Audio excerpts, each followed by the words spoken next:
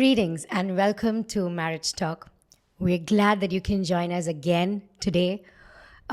We hope this is equipping you for those who are wanting to get married and for those who are already married. We've been discussing topics that are bringing us closer to understanding how we can do marriage. We hope this is helping you and we hope you are excited, just like the way I am excited to join in this marriage talk. We've been speaking about a couple of things. The last two podcasts we spoke about the guilt in marriage, and we spoke about in-laws, and about having different people that are connected to you in marriage. This podcast we're going to do something different, but before we start off, over to you, Apostle. Thank you, Lucy. I don't think that we are perfect in our marriage and we know everything about marriage, and so we are here trying to teach everybody how to do marriage right. But we do have a manual in the scripture. Our role model of what marriage should be like is not the world, it is not our community, it is not culture.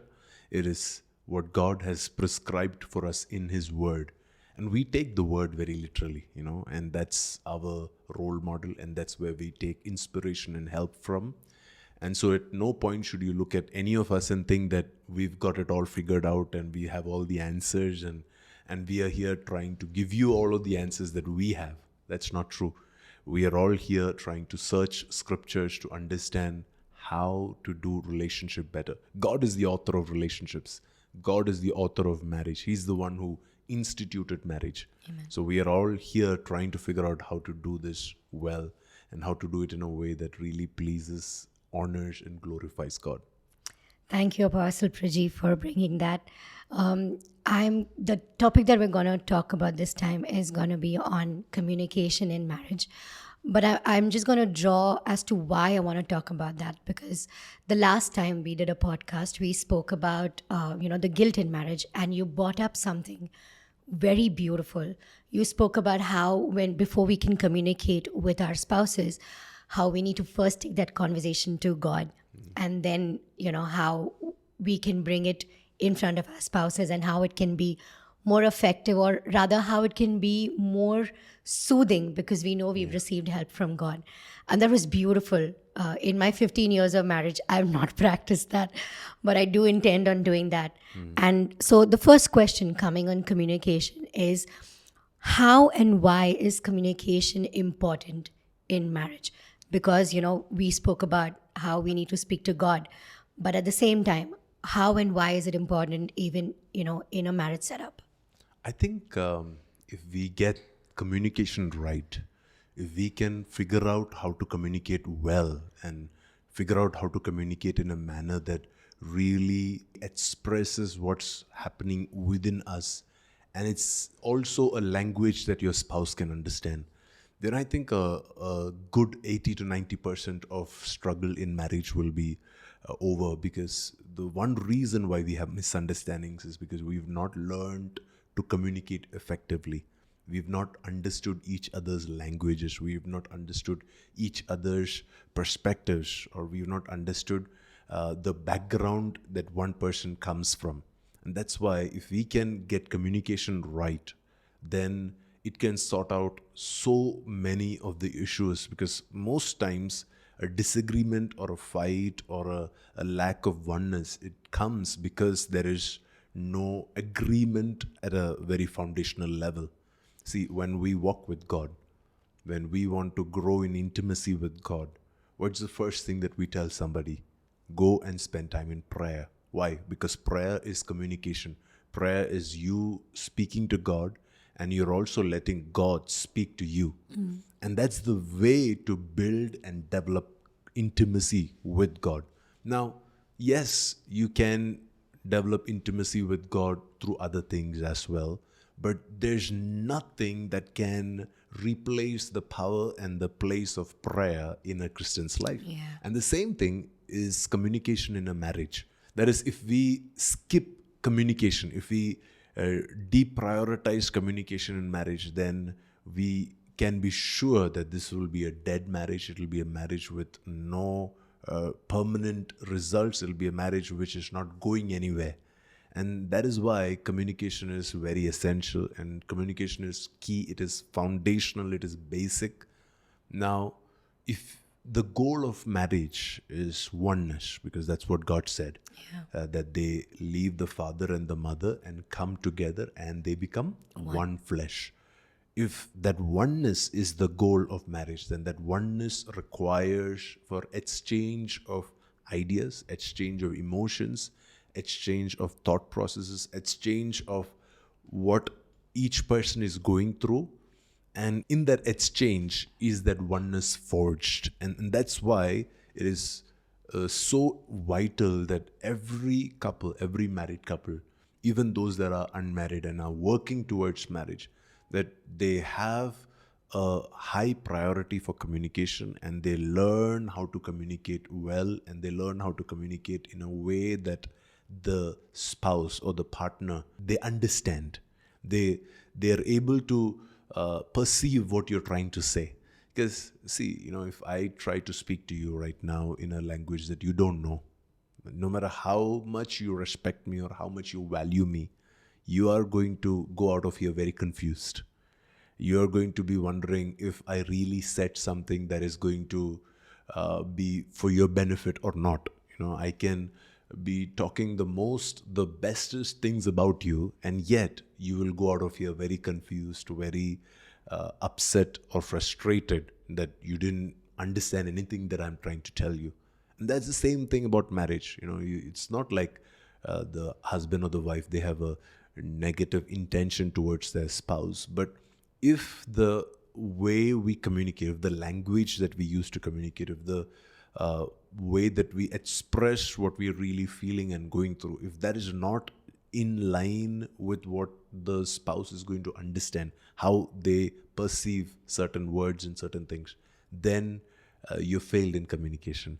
And that's where I would definitely recommend the book, The 5 Love Languages, to everybody, because Gary Chapman, the author of this book, he talks about how different people have different love languages, and you need to learn to speak those particular languages. So in other words, these languages, these are not just in words. Some of them can be used with words, but most often it's not just words. It's so many things that go along to be able to communicate what you're feeling and what you're going through to your spouse. And if we can get that right, I think that we have set ourselves in motion for a very strong foundation for our marriages. Wow. So, are you saying that it is important to figure this out before marriage? Like, say, for example, if there are two people coming together in marriage, but if they've not been able to identify, or if they've not been able to understand what this love language of one another is before marriage, and then they enter into marriage, do you think it can be destructive, or it can just bring a little bit of stress in the marriage later on, or can this be figured out even after getting married? I think that every one of us, we communicate differently in different seasons of marriage, different seasons of our life. There is a season when we are single. There is a season when we don't have any company around us, and there is a way we communicate at that time. And then there is a way that we communicate when we are surrounded by the sounds of our children, and there is so much happening around us, and the way we communicate at that time may be completely different. The way that we communicate at a season when you're going through some struggles or pain or sickness is going to be completely different.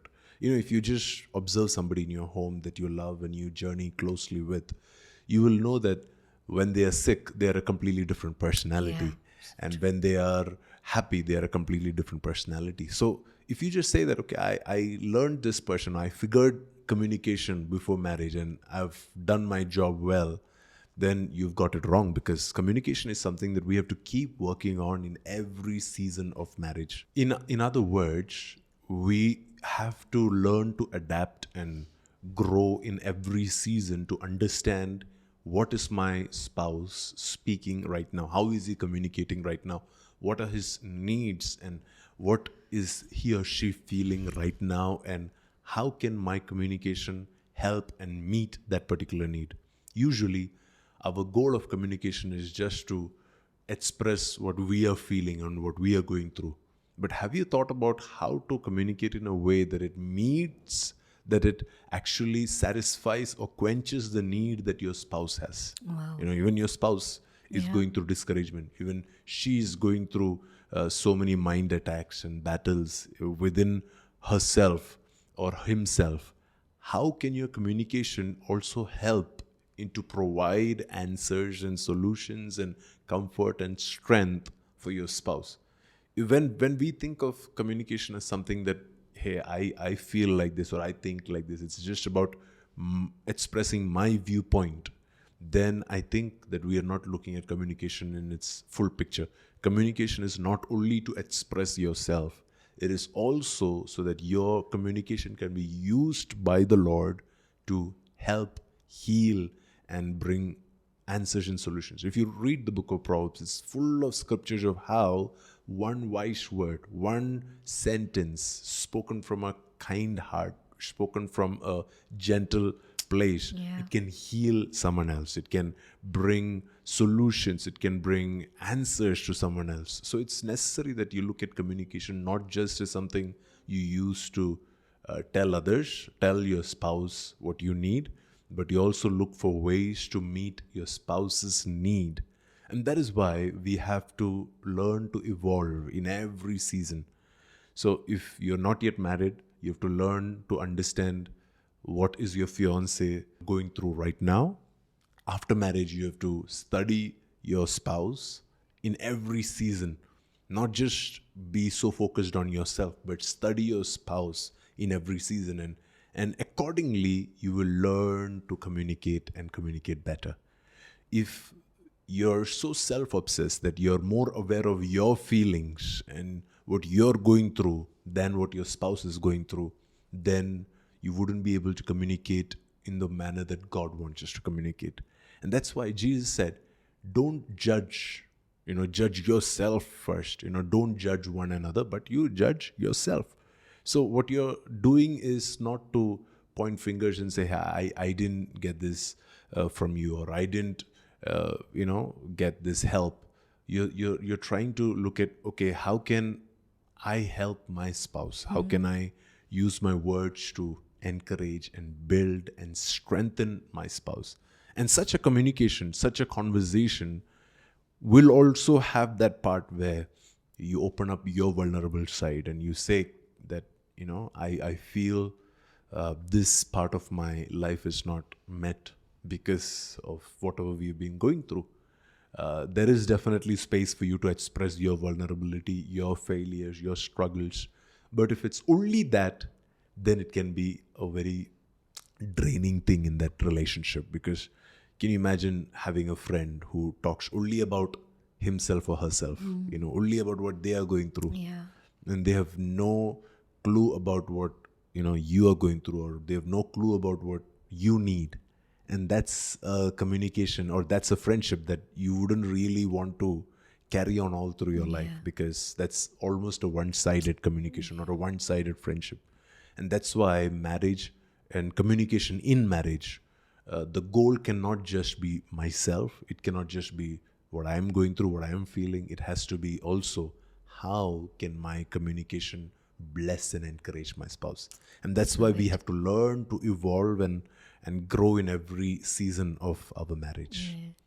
For those who are watching, I think that if when we spoke about communication, you would have thought about how am I going to help myself in communicating. But I'm loving the turn this conversation is taking, because this is not focusing on me, on how I can build my skills, but this is focusing on more how we can build each other. And I'm loving that it's not just me centric, it is us centric. And even in silence you can communicate. I loved what you spoke about, Gary Chapman. He spoke about the love languages, and it spoke about, you give an example of how it doesn't need to be words. It can just be observing one another, understanding what it is that. And I really love that when it's not me centric and when it's us centric. That was so beautiful, Apostle Priji. Thank you for bringing that up. The next thing that I want to talk about is, the dead spaces that are there in marriage.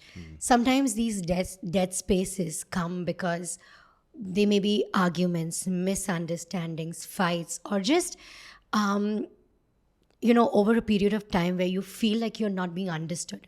And so you just turn to shut down.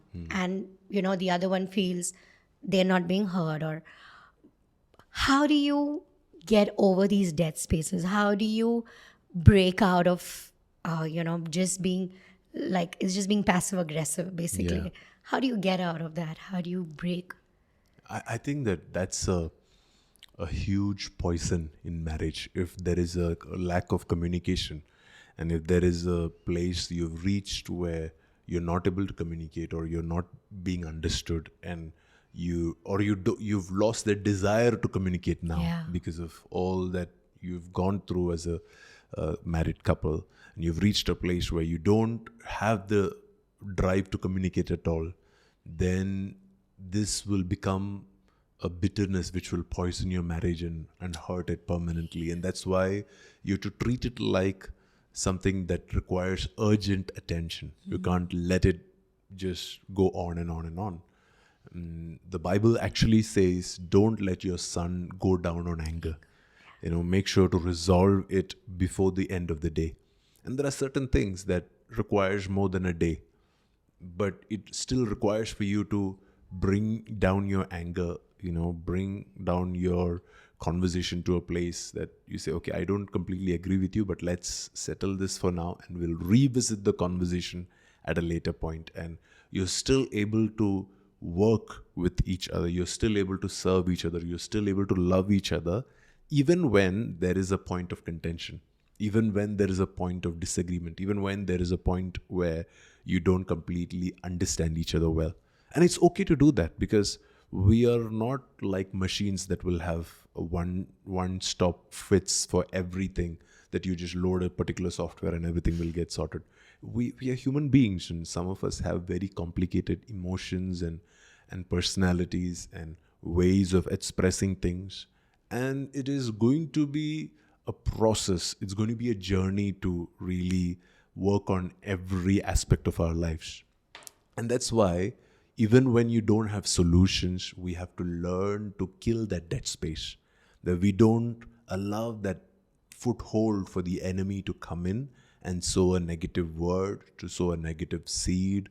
Before the enemy can begin to tell your spouse that they are not loved anymore, or that they are not wanted in this marriage anymore, you have to be the one to keep speaking God's heart to your Wow. spouse, where you Wow. tell them, hey, you know what? I may not understand all of this. I may not agree with you 100%. This is not what I have been taught, and this is not what I have believed all this while. But the truth of the matter is still that I love you, and I believe that it is God who brought us together. You're speaking the heart of God upon your marriage. You're Wow. speaking the mind of God. You may not even feel like saying these things, but these are truths. Yeah. What stops you from communicating or confessing a truth to your Yeah. spouse, Yeah. And you may not even understand why your spouse is behaving in a certain way, but you can still speak life, because life and death are in the power of your tongue. Yeah. And if you can continue to speak life, even in a dead end, or even when you're in that deadlock, in that dead space, you communicate life. And then, based on that relationship that is formed, you revisit the conversations again and again and again, till you have your breakthrough, till you have your answers.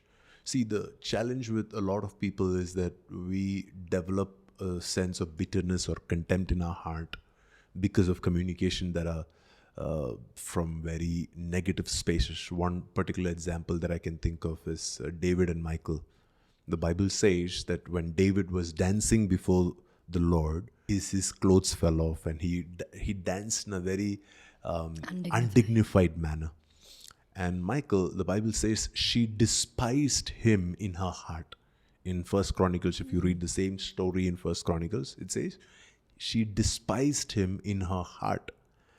And because she despised him in her heart, as soon as she saw him, the first words that she began to speak, his words of contempt, his words of bitterness, his words that were accusatory.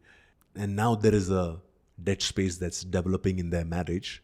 Now David said, if this is what you really believe, then I don't want you. Then I don't want to be with you.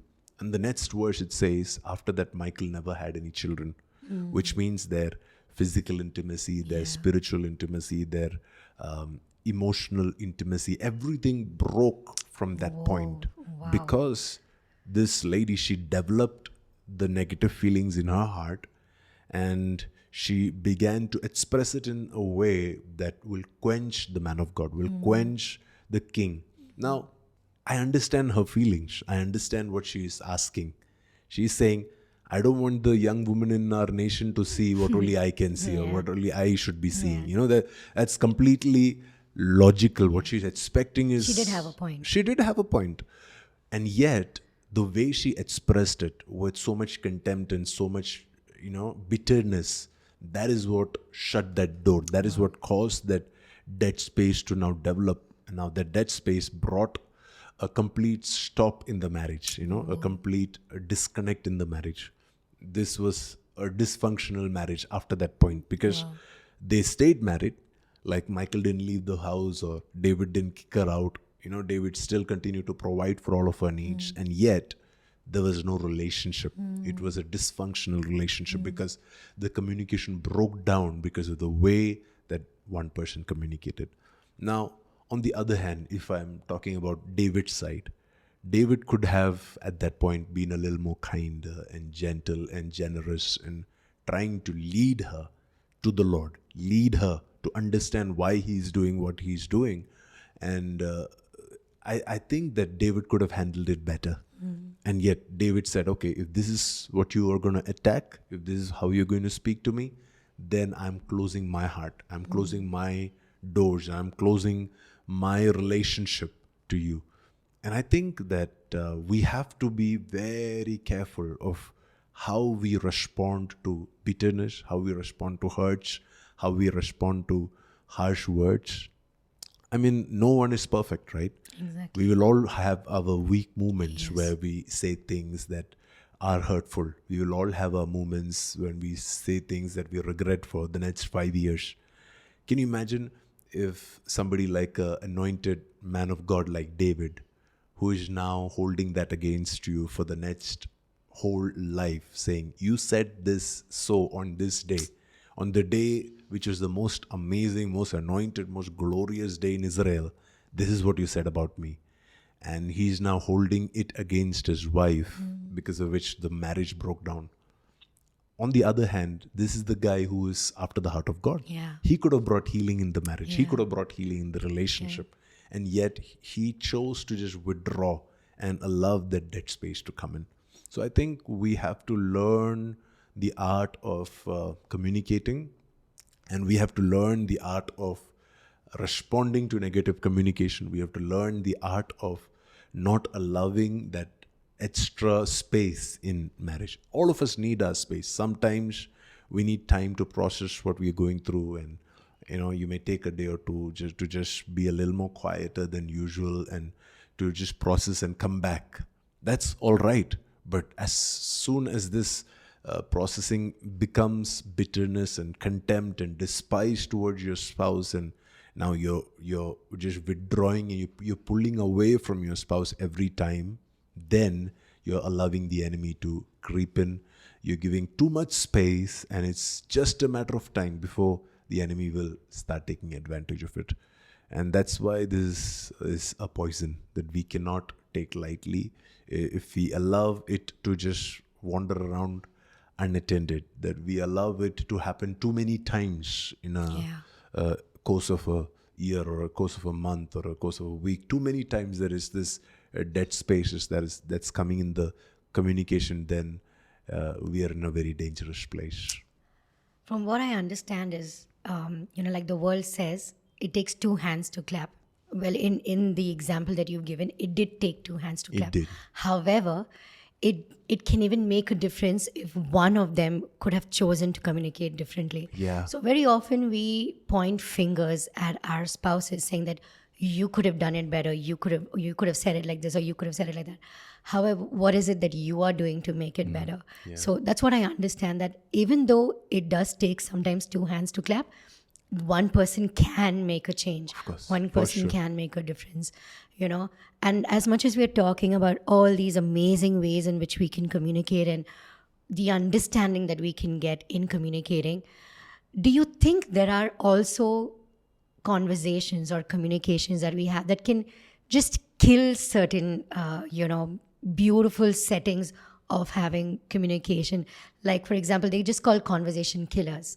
Do you think things like that are there, and they can diffuse certain kind of sparks that are there? Absolutely. I think that what David did was a conversation killer. That it Yeah. could have been a start of a conversation when Michael came and she said, all these accusatory things. David could have started a conversation with what was expressed. Instead, he chose to just shut the doors, just build a stone wall around his heart, Yeah. and said, no more. So I think that there are many things that can be conversation killers. It's the responses that you give. Sometimes the way we defend ourselves, we are too defensive. Every time something is pointed out to us, at least men have this tendency to defend everything. They think that it's a personal attack. Yeah. And I think it's been a personal struggle for me. Whenever my spouse would say something to me, my first response is to immediately defend and prove that I'm right, and then to go back and see if, oh wait, she did have a point. This was an issue. This was a struggle. This was real. And then I'd be thinking, man, then why did I open up with first defending myself? And that defensive conversation, that can be a conversation killer. That can stop communication. That can immediately hurt and kill the growth of that marriage, the growth of that conversation. Another thing I feel that really kills communication is if you are constantly and always critical, always cynical, always doubtful, always using words that are suspicious, always second guessing every decision your spouse is making. And if you're always negative in your communication, after a while it just begins to go so deep that the other person wouldn't really want to communicate anything more. Because as soon as you say something, how and what is going to be the response. In scripture, it says in Proverbs chapter 21, verse 9, it says, it's better to live in the corner of a roof than to share a house with a nagging wife. Because the author of this proverb, he's saying that if a person is constantly negative, constantly nagging, constantly quarrelsome, constantly contentious, then that atmosphere is not livable anymore. So I don't even want to share that space, be in that atmosphere. Give me a corner in the roof, not even in the house, Yeah. on the roof. Give me a small corner in the roof. I'll live there alone. Than to have a lavish house, lavish place to stay with a nagging wife. Now, just to drive this point, what your wife may be saying or what your husband may be saying may be valid, may be real, may be worth noting, worth doing. And yet, the way it is communicated, if it is not with a lot of grace, if it is not with a lot of love, if it is not spoken with salt. In the New Testament, the Apostle Paul says, let your conversations be seasoned with salt, which means it's not just raw, it is not tasteless. What does salt do? Yeah, Salt adds flavor, Yeah. adds taste to your conversation. So when it is seasoned, when it is flavored, that conversation, that thing that you're trying to communicate, it will actually be received well. What's the point if you're able to communicate, but the other person doesn't want to take it at all? The other person doesn't want to eat your meal. You've cooked a lavish meal, but you've not added salt, and the other person just doesn't want to even smell or touch or eat it. What's the point of cooking such a lavish meal? Yeah. The ultimate point of communication is to communicate to your spouse. Get your message across. Let your spouse know how you feel about him or her. Let your spouse know how you feel about yourself as well. And if you're doing it in a way that is constantly negative, then that can become a communication killer. That can really quench another person's spirit. And I think that we have to be very careful how to speak. Our best role model is Jesus. Yeah. Jesus, the way that he spoke to his critics, the way that he spoke to his disciples, the way that he spoke to the people that didn't have a relationship with him. It's so amazing. It's so much insightful, because he would speak to someone like a woman at the well who was in total brokenness. She's had failed marriages. She's gone through a lot of heartache. The way that he spoke to her, it healed her heart. It just helped her to come out of it and put her trust completely in the Lord.